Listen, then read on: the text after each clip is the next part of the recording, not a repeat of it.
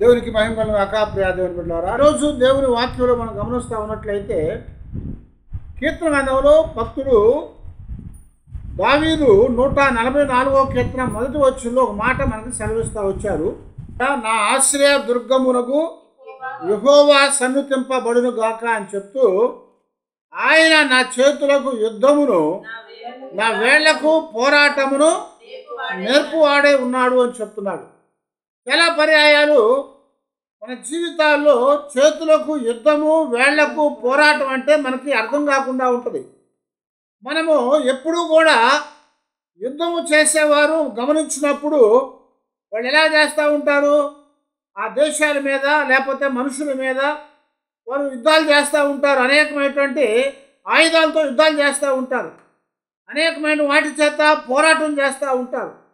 కానీ ఇక్కడ దేవుడు భక్తుడు దావీదు ద్వారా మనకు సెలవిస్తున్నాడు కదా, మన యుద్ధం అనేది, మన పోరాటం అనేది మన చేతులతో వేళ్లతో చేయాలని జ్ఞాపకం చేస్తూ ఉన్నాడు అన్నమాట.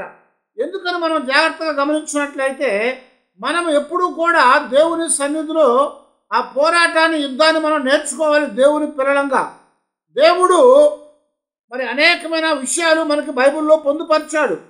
ఆయన మనకి జ్ఞాపకం చేస్తున్నాడు కదా, మనము దేని కొరకు యుద్ధం చేయాలి, పోరాటం చేయాలని చెప్తా వచ్చాడు.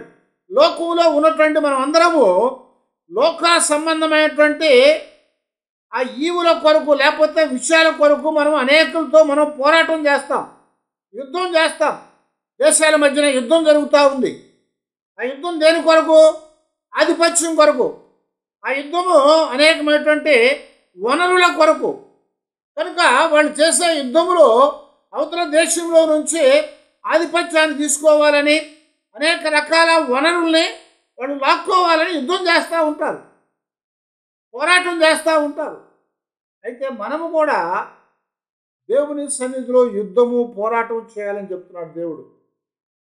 దేనితో మనం పోరాటం చేయాలి, దేనితో మనం యుద్ధం చేయాలి, ఎందుకు చేయాలి అంటే యేసు ప్రభువారు మనకి లూకాసు వార్తలో 13వ అధ్యాయము 24వ వచనంలో ఒక మాట మనకు చెప్తా వచ్చారు.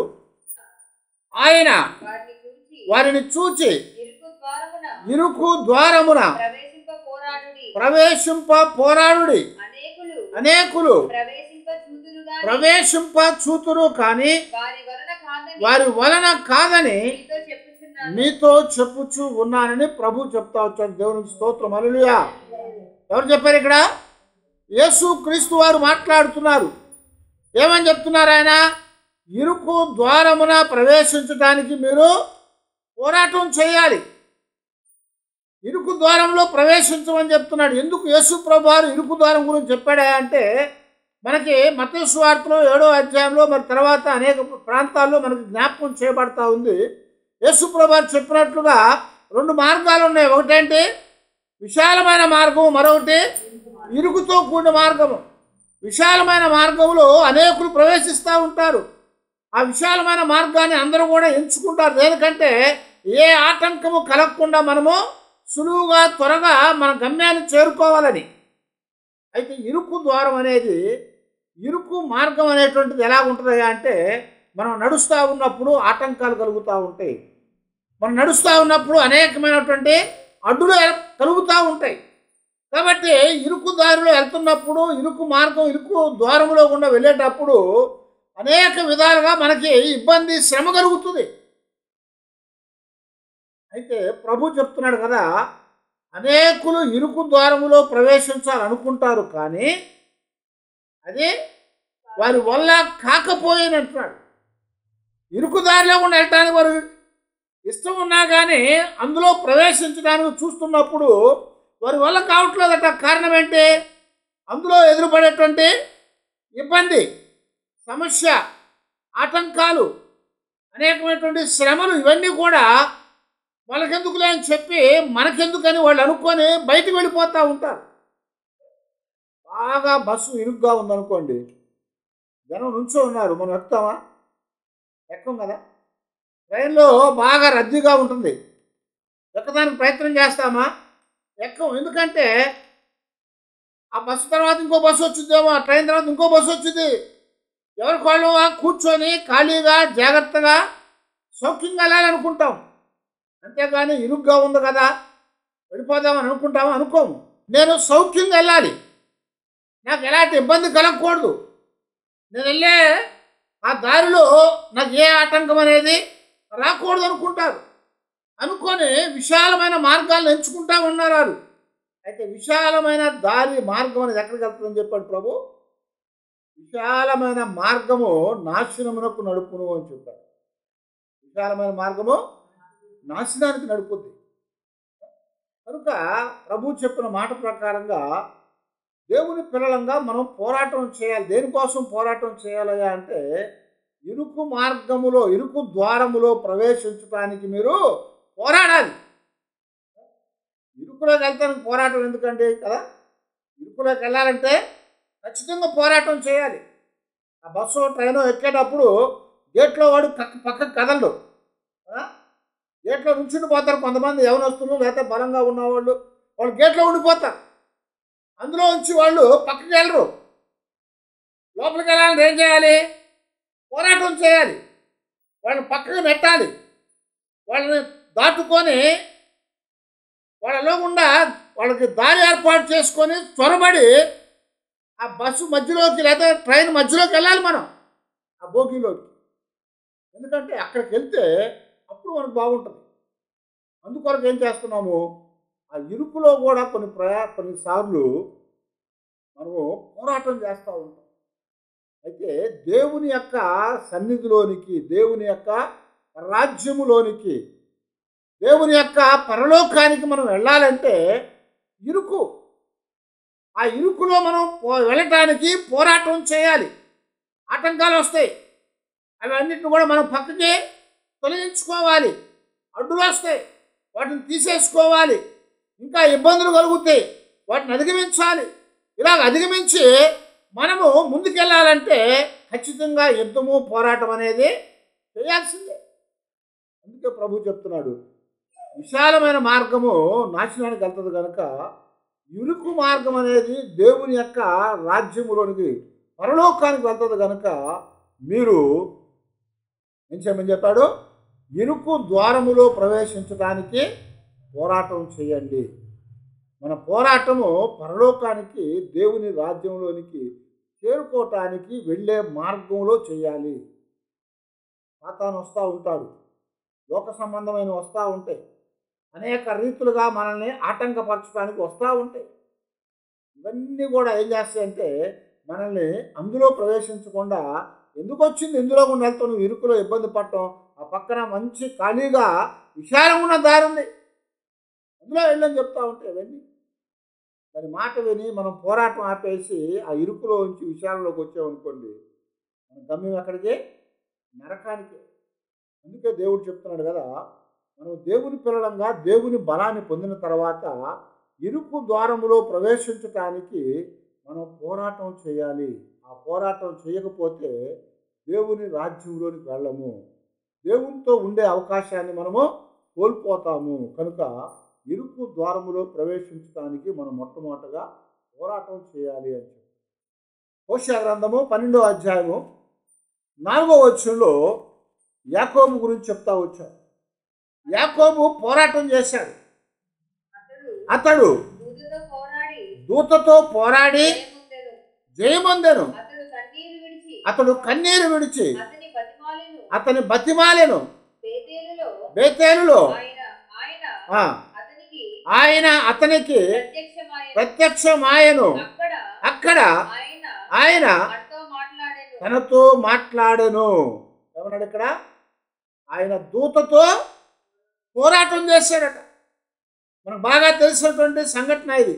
ఎబ్బోజు వేవు దగ్గరకు వచ్చినప్పుడు ఏం చేశాడు? దేవుని దూత అతనితో పోరాటం చేసింది. ఆ పోరాటంలో ఆయన ఆ దూతతో పెనుగులాడాడు. ఆ దూతని జయించడానికి, దూతని మరి దెబ్బతీయటానికి ఎంతగానో ప్రయత్నం చేశాడు. ఎందుకు చేశాడు? ఎందుకు? ఆశీర్వాదం కోసం. ఆశీర్వాదం కోసం దూతతో పోరాడాడు. ఆ దూత వచ్చి ఆయనతో పోరాడే ముందు జరిగిన సంఘటన ఏంటి?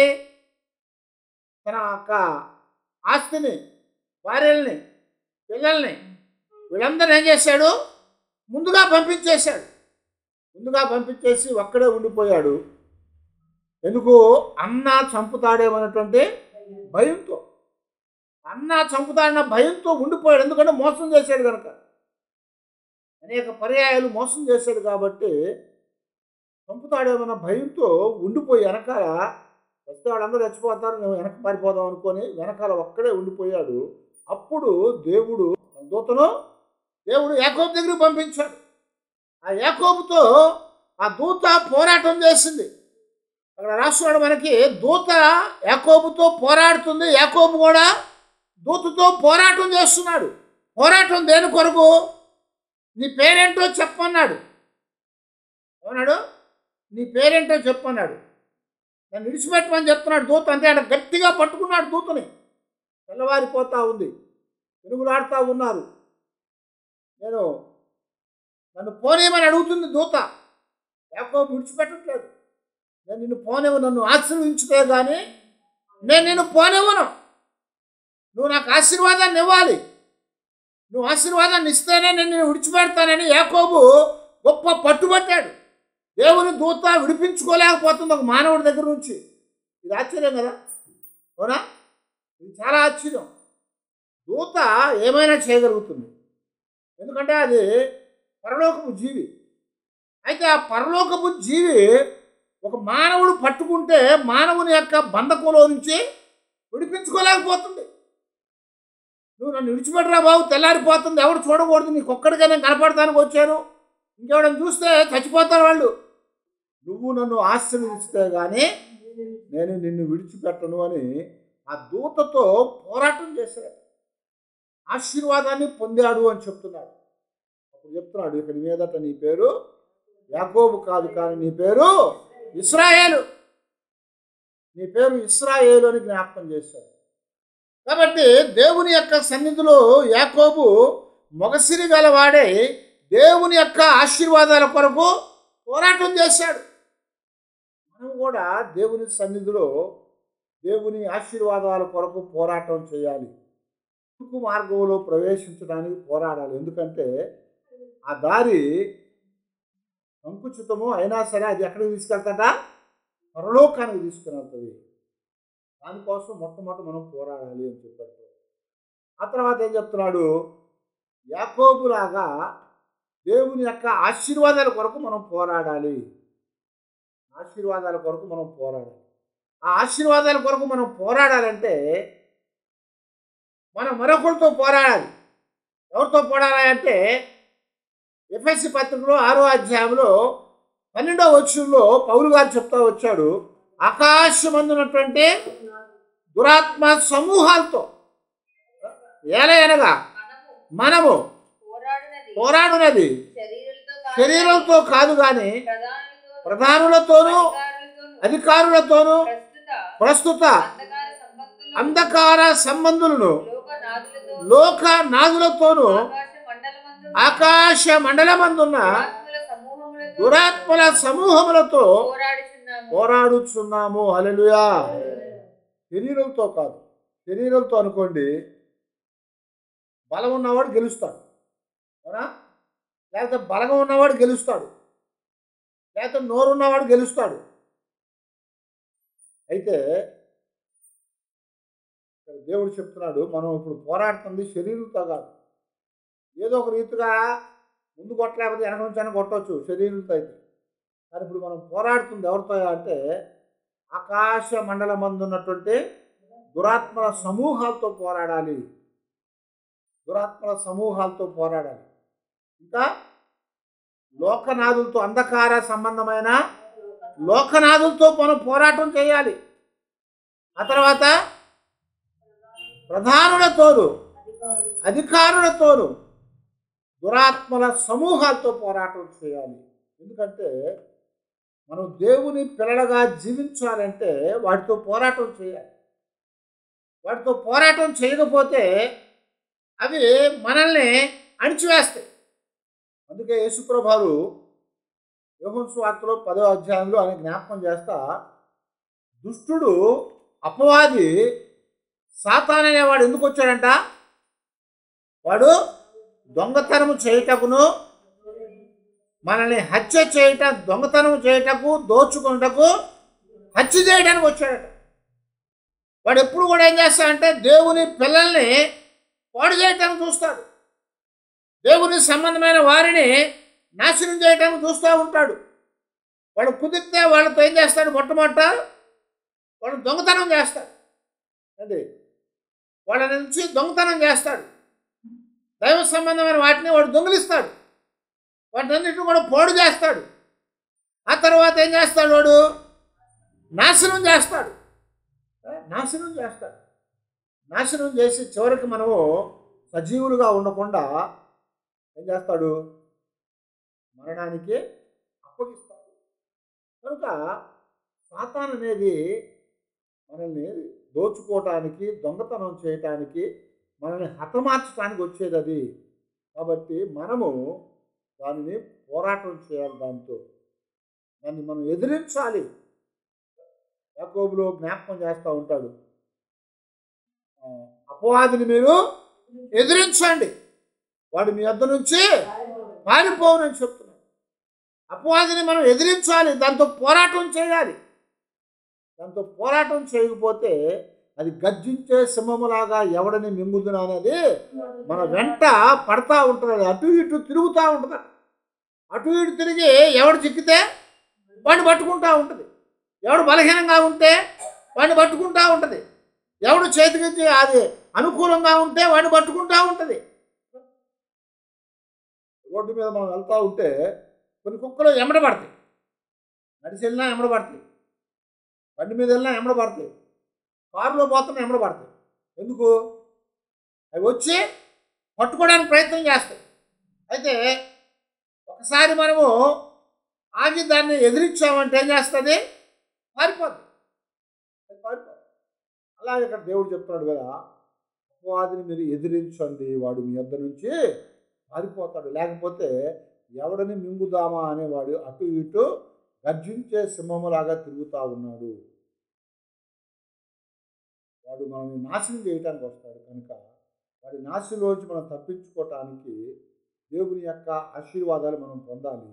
మనం పోరాటం చేసేది ఎవరితో అంటే అంధకార సంబంధమైనటువంటి ఆ శక్తులతో మనం పోరాటం చేస్తున్నాం. యేసుప్రభు దగ్గరికి చాలామంది రోగులను తీసుకుని వచ్చారు. అనేక మంది రోగులను తెచ్చినప్పుడు ప్రభు ఏం చెప్పేవాడు, సాతానా ఓ బయట ఏం చెప్పేవాడు. శాండ్ర రాగంతో వచ్చినాడు, లేకపోతే మూర్ఛరాగంతో వచ్చాడు. ఒకడు పిల్లవాడిని తీసుకొని వచ్చాడు తండ్రి. ఆ మూర్ఛరాగంతో వచ్చిన వాడిని పిల్లవాడిని చూసినప్పుడు ప్రభు ఆ రోగాన్ని పొమ్మని చెప్పాడు. ఏం చెప్పాడు, సాతానా వీడిని విడిచిపెట్టమని చెప్పాడు. గెరాసేన దేశంలో వచ్చాడు ఒకడు, సమాధుల్లో ఉండేవాడు. వాడిని ఎవడు కూడా సాధువు చేయలేకపోయారు. వాడు సంఖ్యల్లో వేసినా కానీ వాటిని తుత్తునేలుగా చేస్తున్నాడట, తెంపేసుకుంటున్నాడు. రాళ్ళు తీసుకొని వాడిని వాడే గాయం చేసుకుంటున్నాడు, నీళ్ళలో దూకుతున్నాడు, నిప్పుల్లో దూకుతున్నాడు. ఆ తండ్రి ఏడ్చుకుంటా వచ్చి, బాబు నాయన నా పిల్లోని కాపాడయ్యా అనగానే సాతాను సమూహం పొమ్మని చెప్పారు. ఏమైంది, అందులో ఉన్నటువంటి 2000 కంటే ఎక్కువ మంద కదా అంటే ఆ వేల సాతానుల గుంపు, దాని పేరేమని చెప్పాడు ప్రభు, సేన. సేన అనేటువంటి ఆ గుంపు ఒక్కసారిగా వాళ్ళ నుంచి బయటికి పారిపోయింది. ఇక్కడ దేవుడు చెప్తున్నాడు కదా, మనం పోరాటం చేయాలి. ఎవరితో అంటే శరీరులతో కాదు కానీ లోకనాథులతో, అంధకార సంబంధమైనటువంటి దురాత్మల సమూహాలతో. కనుక మన జీవితాల్లో మనం యుద్ధము చేయాలి, పోరాటం చేయాలి. ఆ యుద్ధము పోరాటాన్ని దేవుడు మనకి నేర్పించాడు. ఆ యుద్ధం పోరాటాన్ని మనకి దేవుడు నేర్పించాడు. కాబట్టి మన విశ్వాసాన్ని మనం కాపాడుకోవటానికి యుద్ధం చేయాలి, పోరాటం చేయాలి. మన గమ్యాన్ని మనం చేరటానికి యుద్ధం చేయాలి, పోరాటం చేయాలి. లేకపోతే విశ్వాసాన్ని కాపాడుకోలేం, గమ్యాన్ని చేరుకోలేం. అందుకే పౌలు గారు చెప్తున్నాడు, నా పరుగు కడముట్టించాను, నా విశ్వాసమును నేను కాపాడుకున్నాను, మంచి పోరాటము పోరాడానని చెప్పి ఏం చేశాడంట? 2 తిమోతి పత్రిక 4:7 మంచి పోరాటం పోరాడాను, నా పరుగుని కడముట్టించాను, నా విశ్వాసాన్ని కాపాడుకున్నాను. పోరాటం దేనికోసమట? మన విశ్వాసాన్ని కాపాడుకోవటానికి పోరాటం చేయాలి. విశ్వాసాన్ని కాపాడుకోవాలి. ఎందుకంటే విశ్వాసంలో నిలబడకుండా సాతాను మనల్ని పడేయటానికి వస్తుంది. గొప్ప భక్తుడు, ప్రభువారి శిష్యుడు పేతురు గారు ఎప్పుడు ప్రభుతో ఉండి ఆయనతో గబగబా మాట్లాడుతూ ఉండేవాడు. ఏమైంది? నీళ్ళ మీద నడిచి వస్తూ ఉంటే ప్రభువు చూసి, ప్రభా అది నీవే అయితే నేను కూడా నీళ్ళ మీద నడుస్తానని చెప్పాడు. చాలా రమ్మనంగా ఏం చేశాడు? గబగబా దోనిలో నుంచి దిగి నీళ్ళ మీద నడుచుకుంటూ వెళ్ళాడు. కానీ ఏమైంది? లోకం వైపు చూశాడు, గాలిని చూశాడు, ఆ యొక్క అలలను చూశాడు, ఆ నీటిని చూశాడు. వెంటనే నీటిలో మునిగిపోసాగాడు. విశ్వాసాన్ని కోల్పోయాడు. అంటే అప్పటిదాకా గొప్ప విశ్వాసం ఉంది. నీడ మీద నడిచే ప్రభువుని చూసి, నువ్వే ప్రభువా అయితే నువ్వు ప్రభువా, నువ్వు నీడ మీద నడిస్తే నేను కూడా నడుస్తాను అన్నాడు. ఆ ముందు తెలీదా? తెలుసు. ఎందుకంటే దోణి సముద్రంలో వెళ్తూ ఉంది, ప్రభువు నీడ మీద నడుచుకుంటూ వస్తున్నాడు. సాతాను ఏం చేసిందట? చుట్టూ ఉన్న నీడను చూపించింది, అలాగా చల్లగా వేస్తున్న గాలిని చూపించింది, ఆ అలను చూపించింది.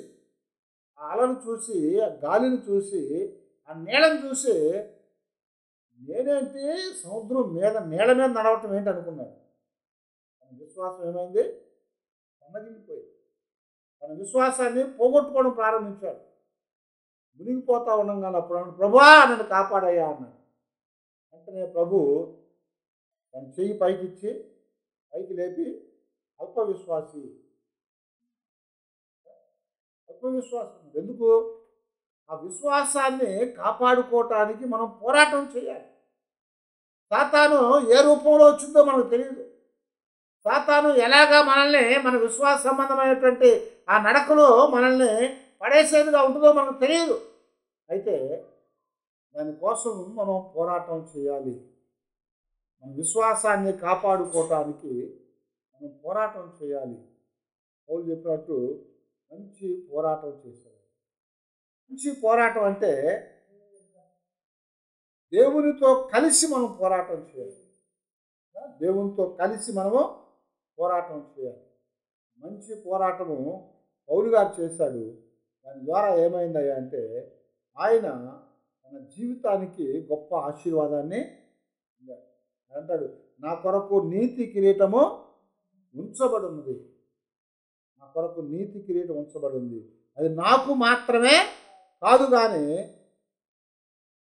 నాకు మాదిరిగా ఎవరైతే పోరాటం చేసి వస్తారో వాళ్ళందరికీ కూడా అది ఇవ్వబడుతుంది. కనుక దానికోసం మనం పోరాటం చేయాలి. నీతి కిరీటం, జీవ కిరీటం, దాని కొరకు మనము దేవుని సన్నిధిలో మన విశ్వాసాన్ని కాపాడుకోవటానికి పోరాటం చేయాలి అని చెప్తున్నారు. ప్రార్థనలో కూడా మనం పోరాటం చేయాలి.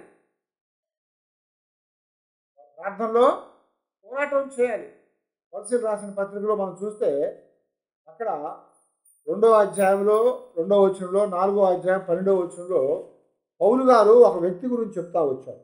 ఆ వ్యక్తి ఎవరయ్యా అంటే ఎపాఫ్రా అని చెప్తున్నారు. ఎవరట? ఎపాఫ్రా అనేటువంటి వ్యక్తి అట అందరి కోసమట ప్రార్థనలో అతడు పోరాటం చేస్తున్నాడని చెప్పారు. కొలస్సీ పత్రిక 2:2 ఎవడైనాను చక్కని మాటల చేత మిమ్మును మోసపరచకుండునట్లు ఈ సంగతిని చెప్పుచున్నాను. 4:12 చదవండి. మీలో ఒకడును క్రీస్తు యేసు దాసుడైన ఎపాఫ్రా మీకు వందనములు చెప్పుచున్నాడు. మీరు సంపూర్ణులను అన్ని విషయములలో దేవుని చిత్తమును గూర్చి సంపూర్ణ ఆత్మ నిశ్చయత గలవారినై నిలకడగా ఉండవలనని ఇతడు ఎల్లప్పుడూ మీ కొరకు తన ప్రార్థనలో పోరాడుచు ఉన్నాడు. హల్లెలూయా. ఏం చేస్తున్నాడంట? ప్రార్థనలో పోరాటం చేస్తున్నాడు. దేనికోసం? అందరూ కూడా సంపూర్ణులుగా ఉండాలని, అందరూ కూడా ఎలా ఉండాలంటే ఆత్మతో నింపబడిన వారుగా ఉండాలని, అందరూ కూడా ఆశీర్వాదాలు పొందాలని ఎపాఫ్రా మీ అందరి నిమిత్తము ప్రార్థనలో పోరాటం చేస్తున్నాడు అని చెప్తున్నాడు. కనుక మనము కూడా ఆత్మతో సంపూర్ణత కలిగి ఉండటానికి, మన జీవితాల్లో సంపూర్ణత మనం కలిగి ఉండటానికి మనము దేవుని యొక్క సన్నిధిలో ప్రార్థనలో పోరాటం చేయాలి. ప్రార్థనలో పోరాటం చేయాలని జ్ఞాపకం చేస్తున్నాం. ప్రార్థనలో పోరాటము మనము నేర్చుకోవాలి. ఎందుకంటే ఆ ప్రార్థనలో పోరాటం అనేది మన జీవితాలకి గొప్ప దీవెన, ఆశీర్వాదాలు తెచ్చుద్ది. అది మనల్ని కాపాడేదిగా ఉంటుంది అని జ్ఞాపకం చేస్తున్నాడు. అందుకొరకే ఇర్మియా గ్రంథం 9వ అధ్యాయంలో 17వ వచనంలో సైన్యములకు అధిపతి యెహోవా ఇలాగూ సెలవిచ్చుచున్నాడు, ఆలోచించుడి, రోదనము చేయు స్త్రీలను కనుగొనడి, వారిని పిలువనప్పుడి, తెలివిగల స్త్రీలను కనుగొనడి, వారిని పిలవనప్పుడి మన కన్నులు కన్నీళ్లు విడిచినట్లుగాను, మన కనురెప్పల నుండి నీళ్లు ఒలుకున్నట్లుగాను వారు త్వరపడి మనకు రోదన ధ్వని చేయవలెను. యెహోవా మాట వినుడి, మీరు చెవియొగ్గి ఆయన నోటి మాట ఆలకించుడి, మీ కుమార్తెలకు రోదనము చేయ నేర్పుడి, ఒకరికొకడు అంగలార్పు విద్యను నేర్పుడి. రోదన విద్యను మీరు నేర్పాలట. అంగలార్పును విద్యను నేర్పించమన్నాడు. రోదన విద్య, అంగలార్పు విద్య అంటే ఏంటి? రోదన విద్య, అంగలార్పు విద్య అంటే ఎక్కడ చేస్తాము? దేవుని దగ్గర మొర్ర పెట్టాలి, దేవుని దగ్గర దుఃఖపడాలి, కన్నీటి ప్రార్థన చెయ్యాలి. రోదన ప్రార్థన అంటే కన్నీటి ప్రార్థన. ఎందుకంటే ఎపాఫ్రా ఏం చేస్తున్నాడు? ప్రార్థనలో పోరాటం చేస్తున్నాడు. ప్రార్థనలో పోరాటం చేస్తున్నాడు కనుక ఇర్మియా ముందుగానే చెప్పాడు. ఏమనంటే, ఇదిగో ఆలోచించండి, రోదనము చేయు స్త్రీలను కనుగొనాలి. ఇప్పుడు స్త్రీలకి రోదన చేయటం పోయింది. ఎప్పుడు చేస్తారా అంటే, ఏదైనా అవసరం వస్తే అది రాకపోతే అప్పుడు చేస్తారు. అవసరం వచ్చింది, ఇంట్లో ఉన్న పురుషుడు కొనిగిపోతే అప్పుడు మొదలు పెడతారు రోదన. ఏంటి? ఇంకా వాళ్ళకు ఉన్నటువంటి కొన్ని నెరవేరకపోతే వాటి కోసం రోదన మొదలు పెడతారు. కానీ దేవుడు చెప్తున్నాడు ఇక్కడ, భౌతికమైనటువంటి వాటి కోసం కాదు, కానీ దేవుని యొక్క సన్నిధిలో ఆశీర్వాదాల కొరకు మనము రోదన ప్రార్థన చేయాలి. అంటే కన్నీటి ప్రార్థన చేయాలి. బయట ఏడ్చారనుకోండి ఏమవుతుంది? లోకంలో ఏడిస్తే చులకనైపోతాం. ఎందుకంటే అది ఎప్పుడు ఏడుపు కొట్టుదమ్మా అంటారు, అది ఎప్పుడు ఏడుపు కొట్టుడమ్మా అంటారు కదా. లేదనుకో, బయట ఏడ్చామనుకో ఏమవుతుందంటే చూసిన వాళ్ళు ఎగతాళి చేస్తారు. అయితే దేవుని దగ్గర ఏడవాలి, దేవుని దగ్గర కన్నీరు పెట్టాలి, దేవుని దగ్గర రోదనం చేయాలి. దేవుని దగ్గర ఏం చేయాలంట? కన్నీరు గార్చాలట. అది చేయటానికి రోదనము చేయి స్త్రీలను కనుగొని వారిని పిలవాలట. ఎందుకు పిలవాలి అంటే, మన కన్నులు కన్నీరు విడిచినట్లుగా, మన కను రెప్పల నుండి నీళ్లు ఒలుకున్నట్లుగా వారు త్వరపడి మనకు రోదన ధ్వని చేయాలి అంటాడు. రోదన ధ్వని, ప్రార్థన ధ్వని చేయాలి. ఒంటరిగా ఉన్నప్పుడు రోదన ప్రార్థన చేసుకోవాలి. జనాల్లో ఉన్నప్పుడు మామూలుగా ప్రార్థన చేయాలి. ఒంటరిగా ఉన్నప్పుడు రోదన ప్రార్థన చేయాలి. ఎందుకంటే దేవుని వాక్యం చెప్తుంది, నీ కన్నీరు ఆయన కవిలలో దాచబడుతుంది. మనం ఎంత ఏడిచి దేవుని దగ్గర ప్రార్థన చేస్తే దేవుడు మన కన్నీటిని ఆ బుడ్డిలో దాచిపెడతాడు. దేవుడు జ్ఞాపకం చేస్తున్నాడు మనకి, మన కన్నీరు ఆయన కవిలిలో బుడ్డిలో దాచిపెడతాడు. మనం ఎంత ప్రార్థన చేస్తామో, ఎంత ప్రార్థనలో పోరాడతామో అంత ఆశీర్వాదం దేవుడు ఇస్తాడు. అంత గొప్ప కార్యాన్ని దేవుడు మన పక్షాన చేస్తాడు. అందుకొరకే రోదన చేసే స్త్రీలను పిలవమంటున్నాడు. కనుగొని వాళ్ళని పిలవాలట. స్త్రీలట యెహోవా మాట ఆలకించి వాళ్ళ పిల్లలకి ఏం చేయాలంట? కుమార్తెలకు రోదనము నేర్పించాలట. వారు ఒకరికొకరు అంగలార్పు విద్యను నేర్పించాలట. అంగలార్పు విద్యను, రోదన విద్యను నేర్పించాలి. ఎందుకంటే దేవుని దగ్గర చేయటానికి ఏదైనా ఇవ్వకపోతే ఏడు అమ్మ అని చెప్పకూడదు. దేవుడు ఆశీర్వాదం ఇవ్వకపోతే ఏడు అమ్మ అని చెప్పాలి దేవుని దగ్గర. కనుక రోదనం చేసి దేవుని దగ్గర ఆశీర్వాదాలు మనం పొందాలని దేవుడు చెప్తా వచ్చాడు. అందుకొరకే ఎపాఫ్రా మనందరి నిమిత్తం, అంటే ఆ దినాల్లో ఉన్నటువంటి వారి సంఘం అంతటి కొరకట ఆయన ఏం చేశాడంట? కన్నీటితో ప్రార్థన చేశాడు, రోదన చేశాడు, ప్రార్థనలో పోరాటం చేశాడు. ప్రార్థనలో పోరాటం, ఆ ప్రార్థన పోరాటము అక్కడ వాళ్ళందరికీ కూడా ఆశీర్వాదాన్ని ఇచ్చింది, సంపూర్ణత ఇచ్చింది, ఆత్మ పరిపూర్ణత ఇచ్చింది. అలాగ మనము కూడా ప్రార్థనలో పోరాటం చేయాలని చెప్తున్నాం. మరొకటి మనం చూస్తూ ఉంటే, ప్రార్థనలో ఎప్పుడైతే పోరాటం చేయగలుగుతామో అప్పుడు ఏమవుతుందంటే మన జీవితాల్లో మనకు అప్పగించిన బోధ విషయంలో కూడా మనం పోరాటం చేయాలి.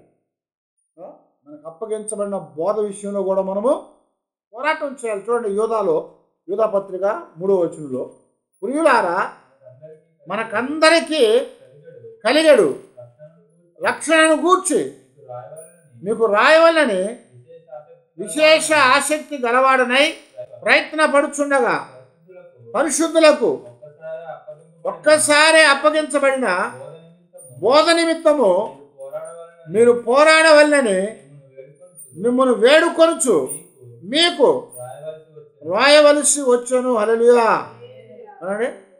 దేని నిమిత్తమట? మీకు అప్పగించబడినటువంటి పరిశుద్ధుల యొక్క బోధ విషయంలో పోరాటం చేయాలంటున్నాడు. బోధ విషయంలో పోరాటం చేయాలి. ఎవరొచ్చి నిలబడి బోధ చెప్తే ఆ బోధ మన జీవితాలు ఏం చేస్తుంది? గలిబిలి చేస్తుంది, నాశనాన్ని నడిపించింది. అందుకనే తప్పుడు బోధలు అని చెప్పాడు. ఇంకా బైబిల్లో చెప్తూ ఉంటాడు, ఆ బోధలు ఎలాంటివి అంటే చెరుపు బోధలు అంటాడు. ఆ బోధలు అనేట గలిబిలి చేసే బోధలు. వాటి కొరకు మనము ఏం చేయాలి? తప్పించుకోవాలి. అయితే మనం దేని కొరకు పోరాటం చేయాలంటే పరిశుద్ధులు మనకు అప్పగించినటువంటి బోధ విషయంలో పోరాటం చేయాలి. ఎవరైనా వాక్యం చెప్తా ఉన్నప్పుడు లేఖనాల్లో ఉందనుకోండి, దాన్ని నమ్మాలి, మనం దాన్ని విశ్వసించాలి, దాన్ని అంగీకరించాలి. లేఖనాల్లో లేకపోతే మనం పోరాటం చేయాలి. నువ్వు చెప్పేది తప్పు అని చెప్పాలి. నువ్వు చెప్పేది తప్పు అని చెప్పాలి. చెప్పింది తప్పు కాబట్టి పరిశుద్ధుల యొక్క లేదా పరిశుద్ధులు మనకు అప్పగించిన బోధ విషయంలో మనం పోరాటం చేయాలి. పరిశుద్ధులు మనకు అప్పగించిన బోధ విషయంలో మనం పోరాటం చేయకపోతే మన ఆత్మీయ జీవితాల్లో పడైపోతాం. తప్పుడు బోధలు యేసుప్రభువు చెప్పాడు, దుర్బోధల చేత మిమ్మల్ని మోసపుచ్చుతారు. దుర్బోధ మంచిది కాదు, చెడ్డ బోధ. ఇప్పటికీ లోకంలో అనేకమైన చెడ్డ బోధలు ఉన్నాయి. అవన్నీ కూడా మనుషుల యొక్క, అంటే విశ్వాసుల యొక్క జీవితాలని పాడు చేస్తున్నాయి. కనుక మనము దేవుని యొక్క సన్నిధిలో పోరాటం చేయమని దేవుడు మనకు నేర్పించాడు. దేనికోసం అంటే పరిశుద్ధులు అప్పగించేటువంటి ఆ బోధ విషయంలో, మంచి బోధ విషయంలో మనము పోరాటం చేయాలి. బోధ విషయంలో మనం పోరాటం చేయకపోతే మనం ఎంత కాలము దేవుని సన్నిధిలో ఉన్నా, ఎంత ప్రార్థనా పరులమైనా ఒకసారిగా మనం ఏమవుతాం? మన జీవితాల్లో తప్పిపోయేటువంటి వారు తప్పిపోతాం. అనేకమైనటువంటి తప్పుడు బోధలు లోకంలోనికి వచ్చింది. వాటిలోంచి మనల్ని మనం జాగ్రత్తగా కాపాడుకోవాలంటే పరిశుద్ధులు మనకు అప్పగించినటువంటి బోధ విషయంలో మనం ఎప్పుడు కూడా పోరాటం చేయాలి. అది చిన్నోడు కానివ్వండి, పెద్దోడు కానివ్వండి, గొప్ప భక్తులు కానివ్వండి, కొత్తగా నేర్చుకుంటున్న వాడు కానివ్వండి, ఎవరైనా సరే తప్పుడు బోధ చేస్తే వాళ్ళతో మనము విభేదించి పోరాడాలి. ఎందుకంటే పరిశుద్ధులు ఇచ్చిన బోధే ఒక్కటి. అందుకని పౌలు చెప్తాడు, ఇదిగో నేను క్రీస్తు వలన పొందిన బోధ నేను మీకు అప్పగించాను. నేను చెప్పిన బోధ తప్ప దేవదూతలు వచ్చి మీకు బోధించిన దాన్ని మీరు అంగీకరించొద్దు. యేసు ప్రభు మనకిచ్చాడు మనుషులకి. బోధ చేయమని దూతలను పంపలేదు, సమాచారం ఏమని దూతలను పంపాడు. బోధ చేయమని ఎవరికి ఇచ్చాడు? శిష్యులకు ఇచ్చాడు, మనుషులకు ఇచ్చాడు. అది మొట్టమొదట శిష్యులకు ఇచ్చాడు. అలాగన యేసు ప్రభు వారు ప్రత్యక్షమయ్యి పౌలుకు కూడా ఇచ్చాడు. అందుకని పౌలు చెప్తున్నాడు, నేను మీకు బోధించిన బోధ తప్ప దూతలు వచ్చి మీకు బోధించిన ఆ బోధను మీరు అంగీకరించవద్దు, దాన్ని విభేదించండి, దానికోసం మీరు పోరాటం చేయండి. ఎందుకంటే అది దుర్బోధ, నాశనాన్ని తెచ్చే బోధ, అది పాడు చేసే బోధ, అది గలిబిలి కలిగించే బోధ. ఆ బోధలకు దూరంగా మనం ఉండాలి. కనుక మన పోరాటం దేని మీద చేయమంటున్నాడు? పరిశుద్ధులు మనకు అప్పగించిన బోధ మీద పోరాటం. ఆ బోధ కాకపోతే మనం పోరాటం చేయాలి. కనుక మన జీవితాల్లో దేవుని యొక్క సన్నిధిలో ఈరోజు దేవుని బలం పొందాలని గత వారంలో చెప్పుకున్నాము. ఆ బలం పొందిన తర్వాత మనం పోరాటం చేయాలి. నా చేతులకు యుద్ధమును నా వేళ్లకు దేవుడు పోరాటం నేర్పించాడని దావీదు చెప్పాడు. ఆ యుద్ధాన్ని, పోరాటాన్ని ఎక్కడ చూపించాలయ్యా అంటే దేవుని రాజ్యంలో మనం ప్రవేశించడానికి, ఇరుకు ద్వారంలో ప్రవేశించడానికి మనం పోరాటం చేయాలి. ఆ తర్వాత మన జీవితాల్లో మనము దేవుని యొక్క సన్నిధిలో ఆశీర్వాదాలు పొందటానికి యాకోబులాగా మనం పోరాటం చేయాలి. మగసిరి గలవారమై దేవునితో పోరాడాలి. నువ్వు ఆశీర్విస్తే కానీ నేను నిన్ను విడిచిపెట్టనని చెప్పాలి. అలాగే మన జీవితాల్లో మనము ఆకాశ మండలమందున్నటువంటి దురాత్మల సమూహాలతో మరి అలాగే లోకనాథులైనటువంటి వారితో మనం పోరాటం చేయాలి. ఎందుకంటే మన విశ్వాసాన్ని మనం కాపాడుకోవటానికి, అలాగే మన విశ్వాసాన్ని మనం కాపాడుకోవటానికి మంచి పోరాటం చేయమని చెప్పారు.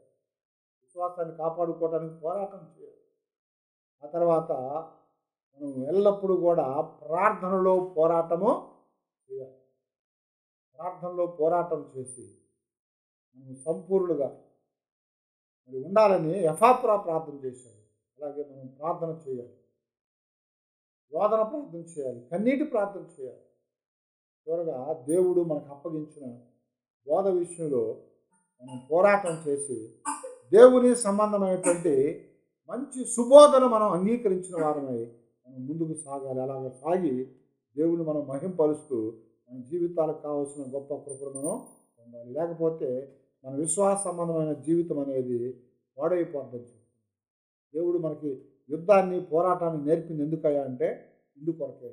కనుక ఆ పోరాటం చేసి దేవుని పాదాల దగ్గర మన జీవితాలకు కావాల్సినటువంటి గొప్ప ఆశీర్వాదాలు మనం పొందిన వారు ప్రభువుతో మనం ముందుకు సాగుదాం. అలాంటి కృపా దేవుడు మనకు అనుగ్రహించేట్లుగా మనం ప్రార్థన చేసుకుని తల ఉంచి ప్రార్థన చేస్తాం.